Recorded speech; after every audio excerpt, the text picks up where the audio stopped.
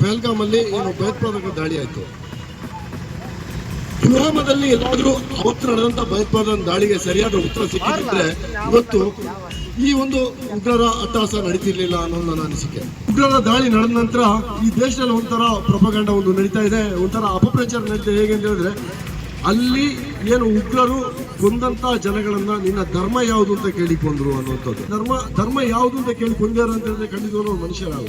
ಆದ್ರೆ ಇದೇ ಒಂದು ಕೆಲವು ತಿಂಗಳ ಹಿಂದೆ ರೈಲ್ವೆಯಲ್ಲಿ ಪ್ರಯಾಣ ಮಾಡ್ತಾ ಇದ್ದಂತಹ 3 ಮುಸಲ್ಮಾನ ಯುವಕರನ್ನ ಒಬ್ಬ ಸೈನಿಕ ನಿನ್ನ ಧರ್ಮ ಯಾವುದು ಅಂತ ಕೇಳಿ ನೀನು ಮುಸಲ್ಮಾನ ಅಂತ ಕೇಳಿ ಕೊಡ್ತಾನೆ ಅಂತಂದ್ರೆ ಆ ಸೈನಿಕನಿಗೂ ಇವತ್ತು ಉಗ್ರಗಾಮಿಗಳಿಗೂ ಇರುವ ವ್ಯತ್ಯಾಸ ಯಾವುದೂ ಇಲ್ಲ ಅಂತ ನಾನು ಹೇಳಕ್ ಬಯಸ್ತಾ ಇದ್ದೀನಿ. ಯಾಕೆಂದ್ರೆ ಅವನು ಕೂಡ ಒಬ್ಬ ಉಗ್ರ, ಆ ಸೈನಿಕನು ಕೂಡ ಉಗ್ರಗಾಮಿ, ಸೈನಿಕರ ವೇಷದಲ್ಲಿದ್ದಂಥ ವಿಗ್ರಹ, ಇವನು ಕೂಡ ಉಗ್ರಗಾಮಿ ಅಂತ ನಾನು ಹೇಳಕ್ ಬಯಸ್ತಾ ಇದ್ದೀನಿ.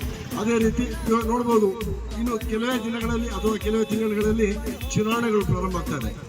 ಈ ಚುನಾವಣೆಗಳು ಪ್ರಾರಂಭ ಆದಾಗ ಯಾವುದಾದ್ರೂ ಒಂದು ಪಕ್ಷ ಪಹಲ್ಗಾಮಲ್ಲಿ ನಡೆದಂತಹ ಈ ಒಂದು ಉಗ್ರರ ದಾಳಿಯ ಬಗ್ಗೆ ನೀವು ಮಾತಾಡಿ ಅನುಕಂಪ ಗಿಟ್ಟಿಸ್ತಾ ಇದೆ ಅಂತ ಹೇಳಿದ್ರೆ ನೀವು ಯೋಚನೆ ಮಾಡಿ, ಈ ಉಗ್ರರ ದಾಳಿ ನಡೆದಿದ್ದು ಚುನಾವಣೆಗೋಸ್ಕರನೇ, ಮತಗಳಿಕೆಗೋಸ್ಕರನೇ ಅನ್ನುವಂಥದ್ದು.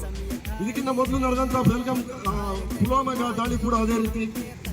ಆ ದಾಳಿ ನಡೆದಾಗ ಆ ನಂತರ ಪ್ರತಿಯೊಂದು ಚುನಾವಣೆ ರ್ಯಾಲಿಯಲ್ಲೂ ಕೂಡ ಅದೇ ವಿಚಾರ ನಡೀತಾ ಇತ್ತು.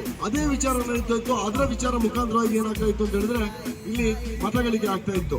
ಇವತ್ತು